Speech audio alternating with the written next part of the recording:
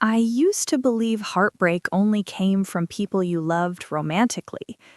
I thought it arrived dramatically, with slammed doors and raised voices and endings you could point to.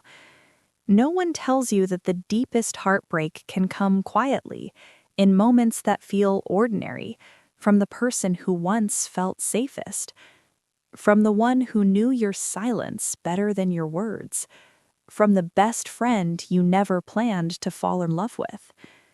When I look back now, the pain doesn't start with the ending.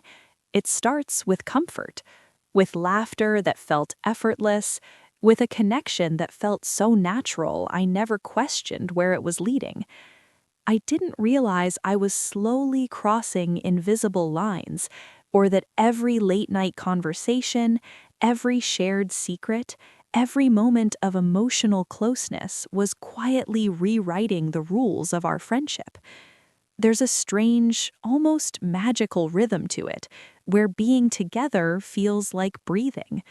You don't notice how much space they occupy in your life until you try to imagine it without them, and it feels impossible.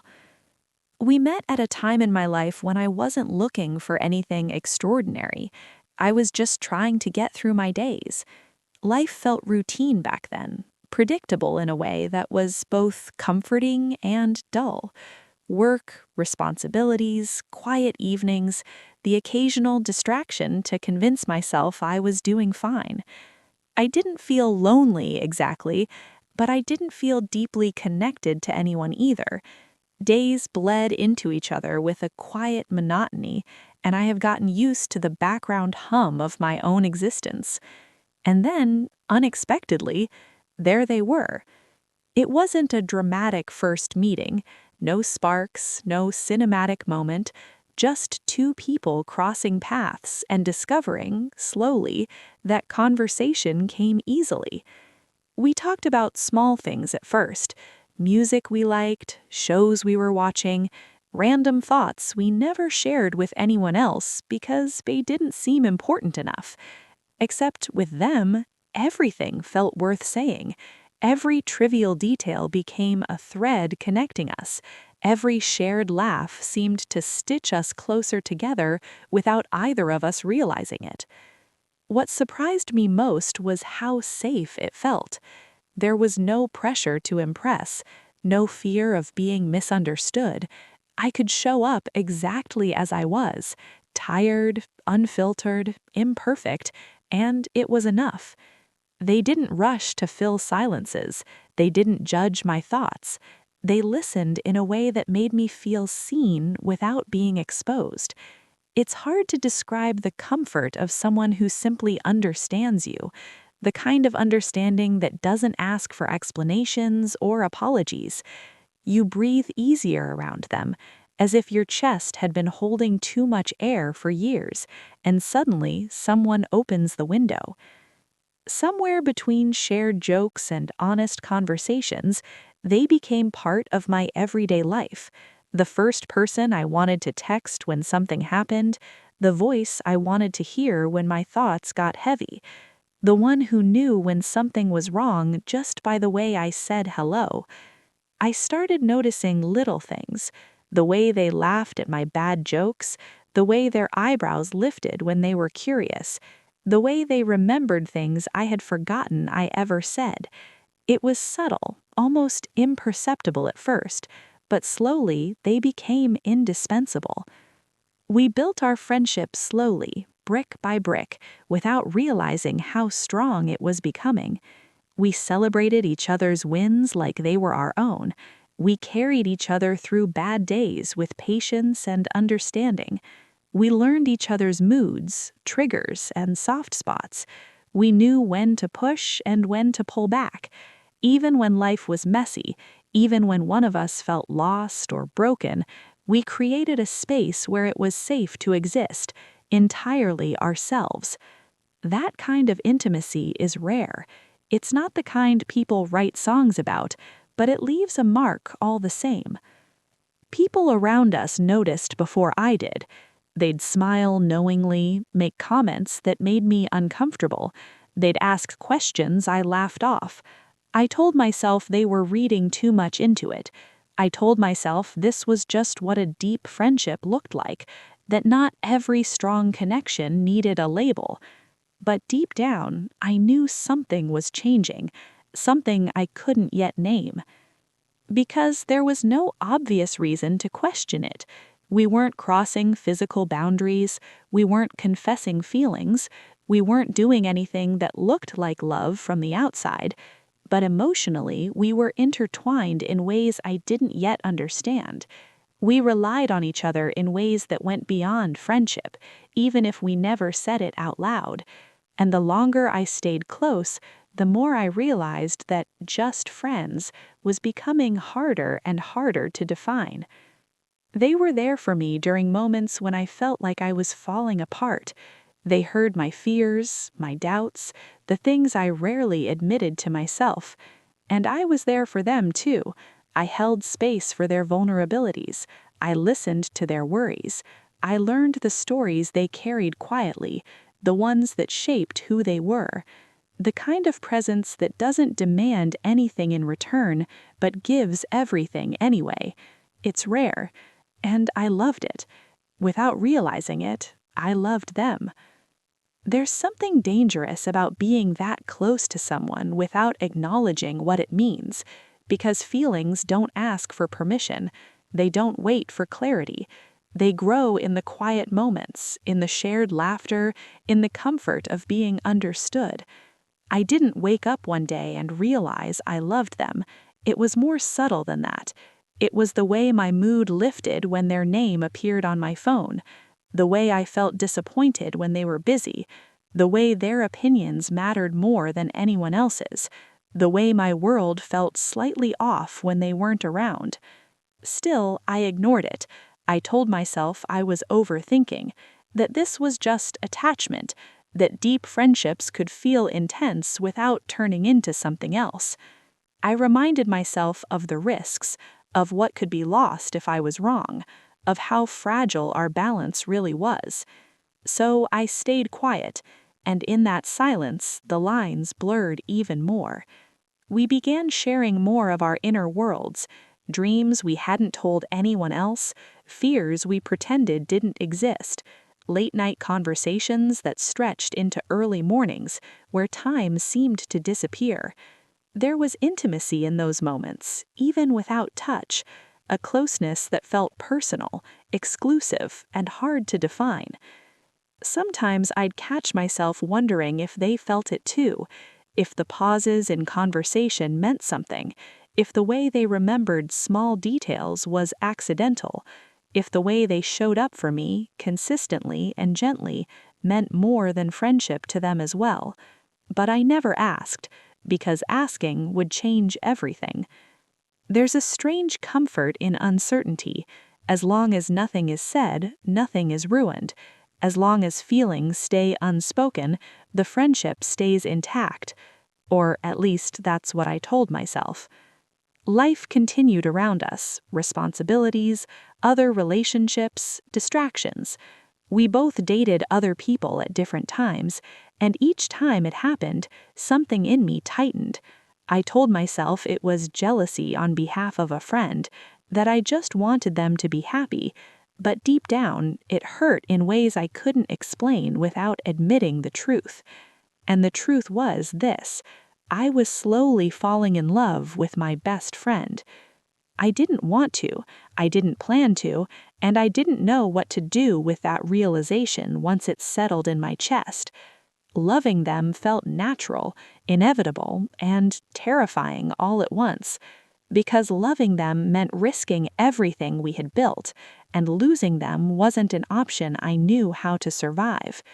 So I stayed where it felt safest, in between, not fully honest, not fully detached, pretending friendship was enough while my feelings quietly grew heavier.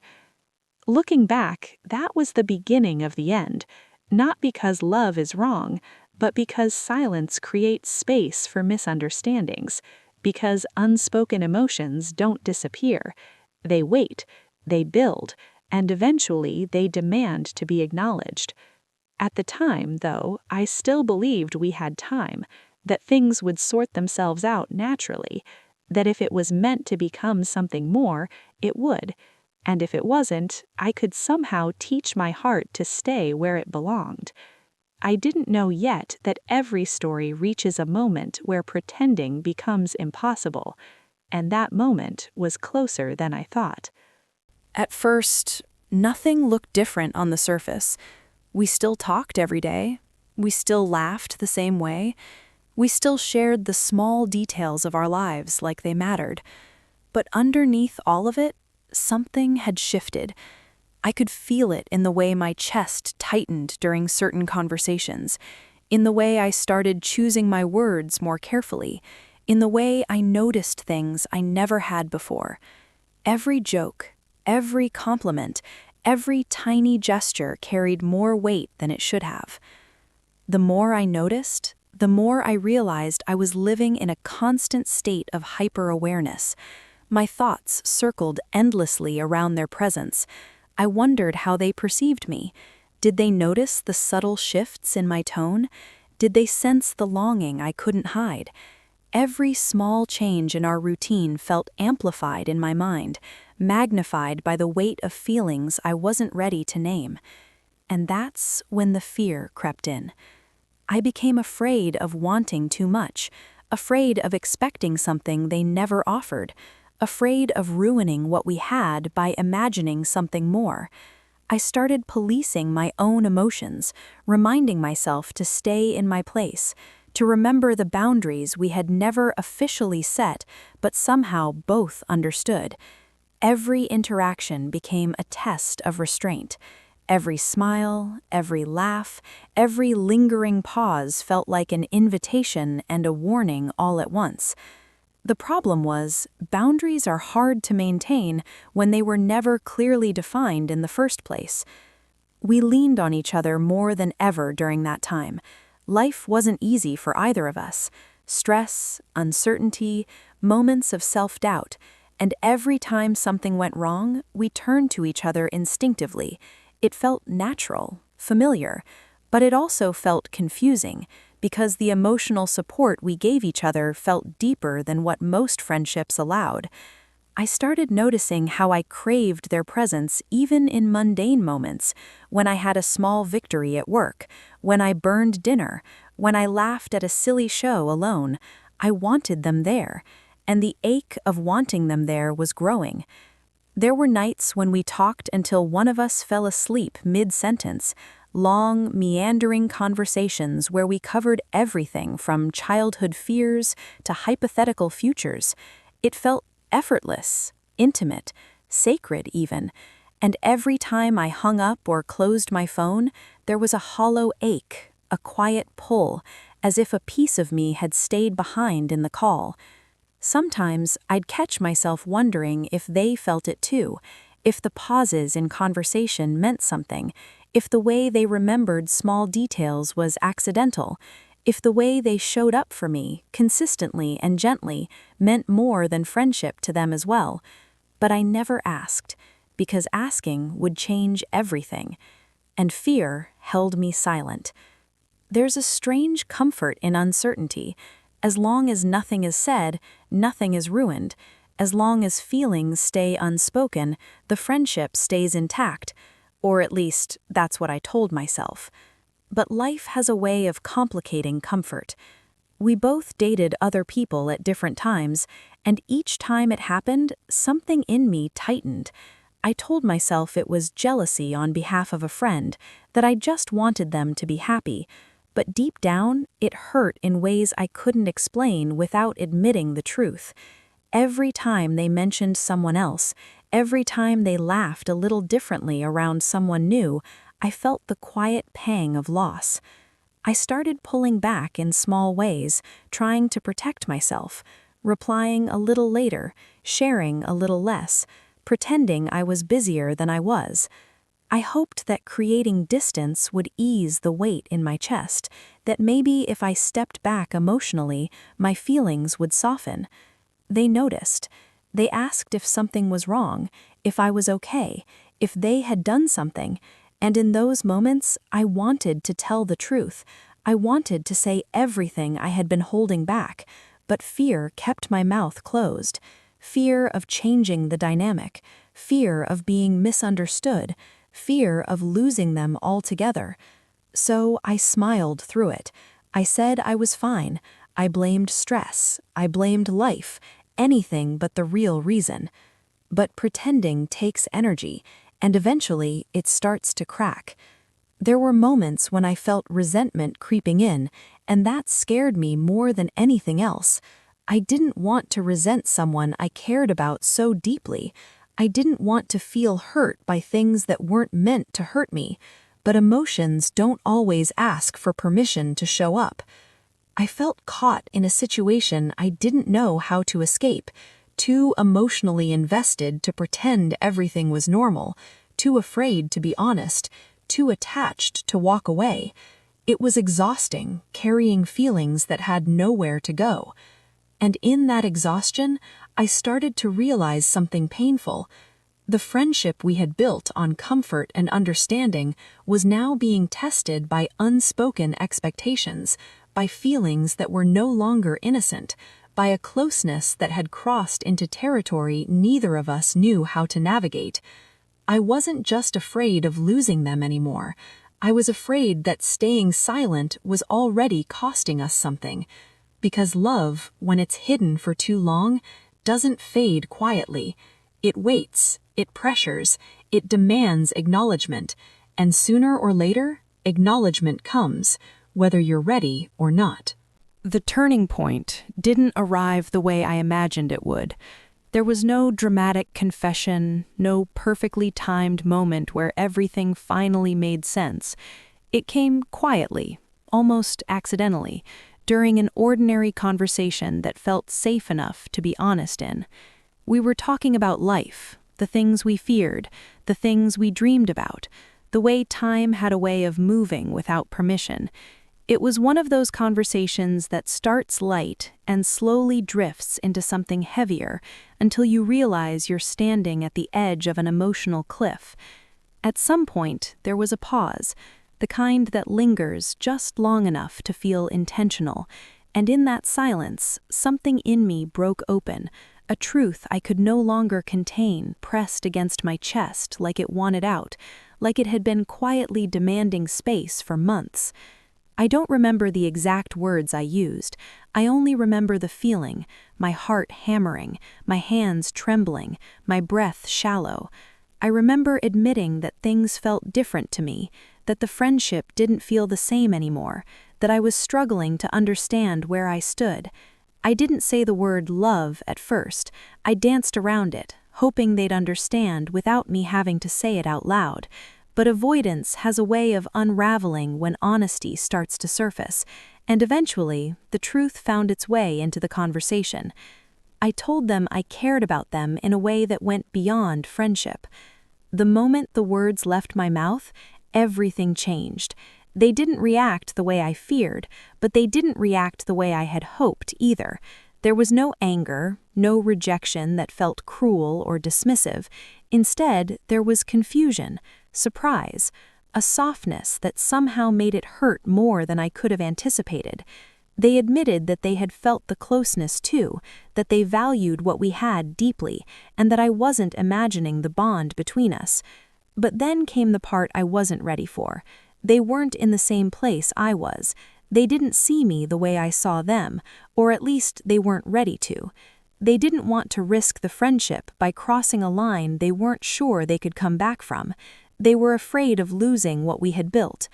I wanted to understand, I really did, and part of me did, because I had shared that fear once too. I had chosen silence for the same reason. But hearing it out loud, after finally exposing my heart, felt like standing in the rain without shelter. It was painful not because they didn't care, but because caring wasn't enough. We talked for a long time after that, carefully, gently, like two people handling something fragile, trying not to break it further. We agreed that the friendship mattered, that we didn't want to lose each other, that maybe, with time, things could settle back into place. But something fundamental had shifted. Once feelings are spoken, they cannot be unheard. Once boundaries are acknowledged, they cannot be ignored. The safety of not knowing was gone, replaced by a clarity that felt both relieving and devastating. We tried to act normal. We joked. We checked in on each other. We kept talking like we always had. But there was a new awareness between us, a carefulness, an invisible line neither of us knew how to cross or erase. I became hyper-aware of my emotions. Every interaction felt like a test. Every compliment, every smile, every message carried meaning I wasn't sure I could interpret. I wondered if I was reading into things again, or if the quiet distance that sometimes came was a sign of disappointment. They, in turn, became more reserved, not distant exactly, just cautious, like someone trying not to give the wrong impression, like someone afraid of leading me on. And that caution hurt more than I expected. What once felt natural now felt measured. What once flowed easily now required effort. The ease we shared was replaced by mindfulness, and mindfulness has a way of highlighting what is lost. I started grieving something that never officially existed, a version of us that lived only in possibility, a future I had imagined quietly without ever asking if it was welcome. I carried guilt for a long time, guilt for feeling what I felt, guilt for changing the dynamic, guilt for loving someone who didn't choose me in the same way, guilt for not being able to go back to just friends.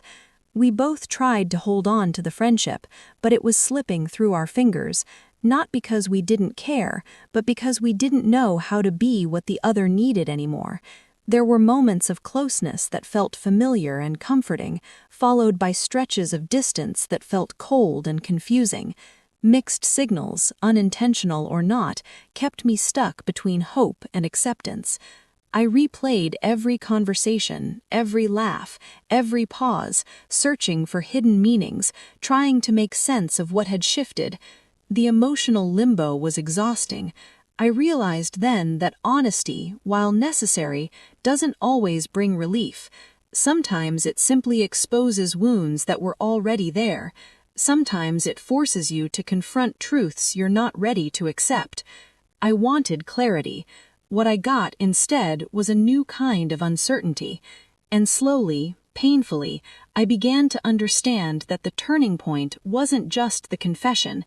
It was the moment I realized that loving someone doesn't guarantee you'll walk the same path, and that realization was only the beginning of what we would lose. After the truth was out, time moved differently. Days felt heavier, stretched thin by unspoken thoughts and careful pauses. We still checked in on each other, but the rhythm was off. Conversations that once flowed effortlessly now stumbled, like we were both afraid of saying the wrong thing. Every word seemed loaded, every laugh measured. Even silence felt charged with meaning. I could feel myself holding back, not because I wanted to, but because I didn't know how to be the same version of myself anymore. Every interaction required calculation. Every gesture was weighed, every message carefully crafted. I was afraid of misstepping, of revealing too much, of showing that my heart had not forgotten the words I had spoken.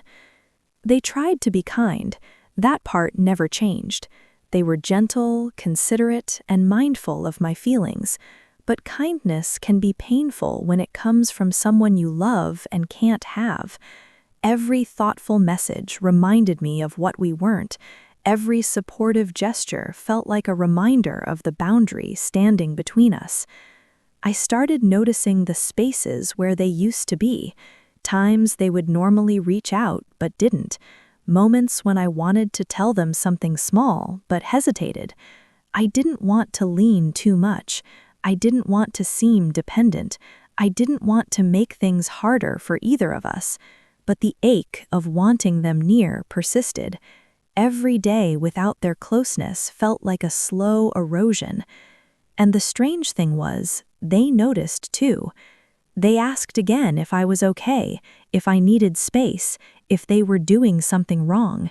And again, I struggled to answer honestly. How do you explain that someone's presence is both comforting and painful at the same time? How do you ask for distance from the person you want closest to you? So I said I was just trying to figure things out, which was true in part.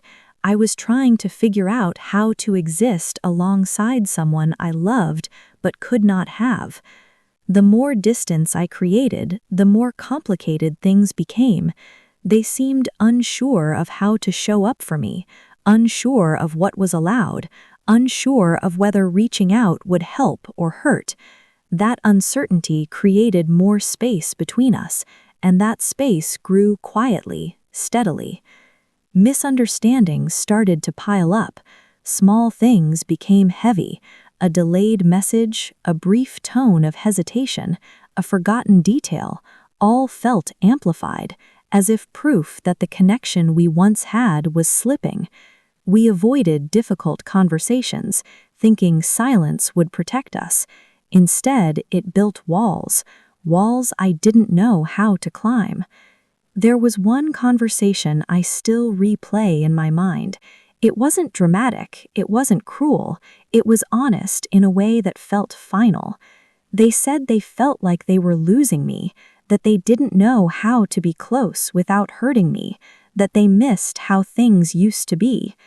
Hearing that broke something in me. Because I missed it too. I wanted to go back, to erase the confession, to pretend nothing had changed. But we both knew that wasn't possible. We had seen behind the curtain. We couldn't unsee it. I told them I didn't want to lose them, that I just needed time, that I was trying to find my footing again. They understood, or at least they tried to, but understanding doesn't always mean staying. Slowly, the distance became routine. Days without talking turned into weeks. Check-ins became occasional instead of constant. The closeness we once had faded into something polite, careful, and unfamiliar. And then there was the moment I knew we were slipping away. It wasn't a fight, it wasn't a goodbye. It was the realization that I no longer knew what was happening in their life, and they no longer knew what was happening in mine. We were still connected, but the connection felt thin, fragile, like it could break with a single pull. I grieved in silence. I grieved the friendship we had before feelings complicated everything. I grieved the version of myself that felt safe with them. I grieved the future I had imagined, even though it was never promised. The hardest part wasn't the rejection, it was the loss. Losing my best friend while they were still alive, still out there, still someone I cared about deeply. Losing them not to anger or betrayal, but to circumstances and emotions we didn't know how to navigate. I had thought the confession would bring relief, closure, or at least clarity. Instead, it marked the beginning of goodbye. Every day after felt like walking through a fog. I saw reminders everywhere, their favorite coffee shop, songs we used to play together, little jokes only we would understand. Each memory was a soft blow, a pang that reminded me of what had been. And yet, even with all the pain, I couldn't erase the gratitude I felt for having known them so deeply. I learned, slowly, that heartbreak isn't just about losing someone, it's about learning to exist without them while carrying the lessons they left behind. It's about holding space for the love that was real, even if it didn't last. It's about living again, despite the ache. The strangest part of losing them was how quiet it was. There were no dramatic endings, no final conversation that felt like a clean goodbye, no moment I could point to and say, that's when it ended. It just faded, slowly, gently, painfully, like a light dimming so gradually that you don't realize how dark it's become until you're already standing in the dark. At first, I kept expecting them to come back into my life the way they always had before. I kept thinking the distance was temporary, that time would soften things, that space would heal what closeness had complicated. I told myself that once my feelings settled, we'd find our way back to each other. But days turned into weeks, weeks turned into months, and the silence stayed. I tried to fill the empty spaces with distractions, work, hobbies, new conversations, anything that made the days feel full, but nothing replaced the specific comfort they gave me. Nothing felt like that familiar safety. Nothing felt like being understood without explanation. There were still moments when I reached for my phone without thinking, ready to tell them something small and meaningless, the way I always used to. A thought, a joke, a memory. And then I'd remember. They weren't my person anymore, not in the way they used to be.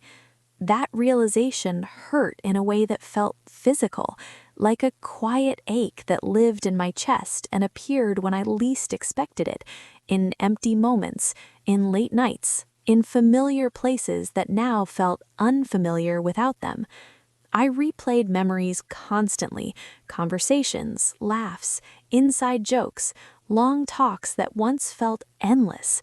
I wondered if they thought about them too, if they missed me the way I missed them, or if letting go was easier for them than it was for me. There were times I wanted to reach out, to say I missed them, to ask how they were, to try again, but I didn't, because I didn't want to reopen wounds that were finally starting to close, and I didn't want to risk hearing nothing in return. So I stayed silent, and silence became its own kind of closure. I started to understand that not all endings come with answers, not all losses come with explanations. Sometimes you don't get a clean goodbye, you don't get clarity, you don't get resolution. Sometimes you just lose someone, not because you stopped caring, not because they stopped mattering, but because the version of your connection no longer fits the people you've become. I carried guilt for a long time, guilt for feeling what I felt, guilt for changing the dynamic, guilt for loving someone who didn't choose me in the same way, guilt for not being able to go back to just friends. But slowly that guilt began to soften. I started to realize that feelings aren't mistakes, love isn't a failure, and honesty, even when it costs you something, isn't wrong. What hurt wasn't the love, what hurt was the loss. There were nights I lay awake wondering what life would have looked like if I had stayed silent, if I had buried my feelings deeper, if I had chosen comfort over honesty. Maybe we'd still be friends, maybe things wouldn't have changed. But deep down, I knew pretending would have broken me in a different way. Living beside someone you love while pretending you don't feel it is its own kind of suffering. At some point, I had to let go of the what-ifs. I had to accept that some connections are meant to shape you, not to stay with you. Some people enter your life to teach you, not to stay forever. They taught me what emotional safety feels like, what being seen feels like, what deep connection feels like. And even though it ended in heartbreak, I couldn't deny the beauty of what we had. I didn't stop loving them overnight. Love doesn't disappear on command. But it changed. It softened into something quieter, something gentler, something that didn't demand anything in return. And in that quiet space, I started learning how to live without them, not by forgetting them, but by carrying the lessons forward. I realized that healing doesn't mean erasing someone from your story. It means accepting the role they played without wishing it had ended differently. It means honoring what was without holding on to what can't be. I thought the heartbreak meant I had failed at friendship, failed at love, failed at protecting something precious. But now I see it differently. The heartbreak wasn't proof of failure. It was proof that what we had was real, that it mattered, that it left a mark. Letting go didn't happen all at once. It happened in moments, small ones, quiet ones, the kind no one else notices but you. Moments where the ache softened just a little, Moments where I realized I had gone an entire day without reaching for my phone. Moments where their absence didn't feel like a wound, but like a scar. Scars don't disappear. They fade. They remind you of what you survived. I started to rebuild my life around who I was becoming instead of who I had been when they were in it. I learned how to sit with my thoughts again, how to enjoy my own company, how to find comfort in places that weren't tied to memories of us. I learned to laugh alone without guilt, to celebrate small victories without wishing they were there to witness them. There were still reminders, songs I couldn't skip, places I avoided for a while, phrases that brought them back instantly. But over time, those reminders stopped hurting as sharply. They became echoes instead of alarms. I realized that healing doesn't mean erasing someone from your story. It means accepting the role they played without wishing it had ended differently. It means honoring what was without holding on to what can't be. For a long time, I believed the lesson was about timing, that if things had happened sooner or later, we might have ended up together. But the truth is more complicated than that. Sometimes it's not about timing at all. Sometimes it's about alignment, about two people growing close in ways that don't lead to the same destination. I learned that boundaries matter, especially in friendships that feel emotionally intense, not because closeness is dangerous, but because clarity is necessary. Without it, emotions blur, expectations form silently, and hearts get hurt without anyone meaning to cause pain. I learned that loving someone doesn't mean you're entitled to a place in their future. Love can exist without being returned in the same way, and while that truth is painful, it's also freeing. It reminds you that love isn't a transaction, it's an experience. Most of all, I learned that losing someone you love doesn't mean the connection was a mistake. Some relationships are meant to shape you, not stay with you. They come into your life to teach you about yourself, about your capacity to care, about what you value in connection. They taught me what emotional safety feels like, what it feels like to be understood without explanation. And even though the ending hurt, I wouldn't erase the beginning. I didn't stop loving them overnight. Love doesn't disappear on command, but it changed, it softened, it became quiet, gentle, patient. A love that existed without demanding anything back, a love that could survive even in absence. There were nights I cried quietly thinking of them, wishing things had been different, but I also began to feel gratitude. Gratitude for having known someone so deeply, for having experienced the kind of connection that shapes a life, for learning that heartbreak is not the opposite of love, it's a part of it. I realized that my best friend becoming my heartbreak was not a failure. It was proof that what we shared mattered, that it left an indelible mark on my heart, that even in absence it had shaped me, strengthened me, and taught me what it means to feel deeply. I don't know where they are now. I don't know who they've become or who they share their life with, and for the first time, that not knowing doesn't break me. I hope they're happy.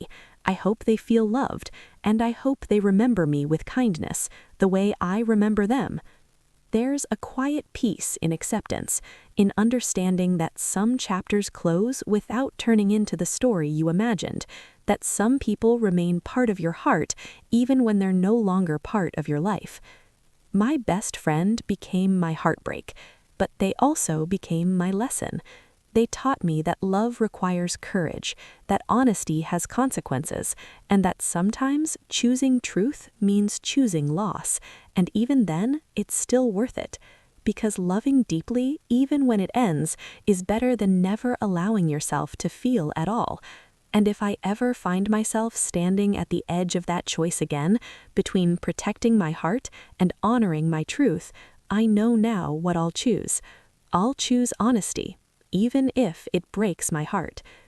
And slowly, I began to see that heartbreak, in all its quiet, aching beauty, is a teacher, a guide, and a companion in its own right.